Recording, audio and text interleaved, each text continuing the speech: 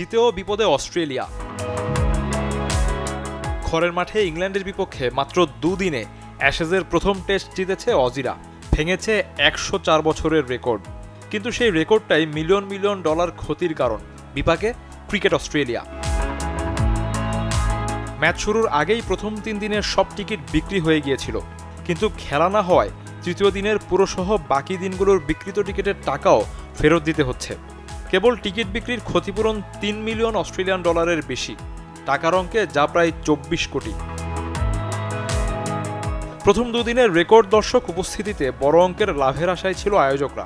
পার্থে গত বছর ভারতের বিপক্ষে প্রথম দুদিনের রেকর্ড ৯৬,৪৬৩ দর্শককে ছাপিয়ে এবার উপস্থিতি ছিল ১,০১,৫১৪ জন।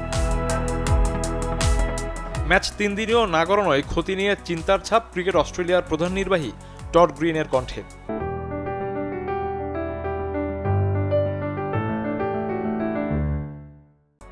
ম্যাচ সংশ্লিষ্ট সকলের জন্যই ব্যাপারটি বেশ কঠিন। প্রথমত, আমাদের ব্রডকাস্টাররা বড় রকমের ক্ষতির মুখে পড়বে।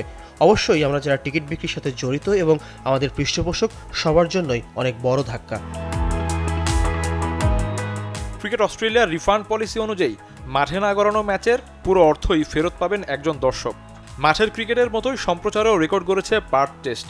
ফক্সটেল ও 7 নেটওয়ার্কের দাবি, টেস্টের প্রথম দিনের ভিউয়ারশিপ পেছনে ফেলেছে অতীতের সব রেকর্ডকে। কিন্তু রেকর্ডময় ম্যাচ আগে শেষ করায় সমর্থকদের কাছে ক্ষমা চেয়েছেন স্টিভেন স্মিথ, ট্রাভিস হেডরা।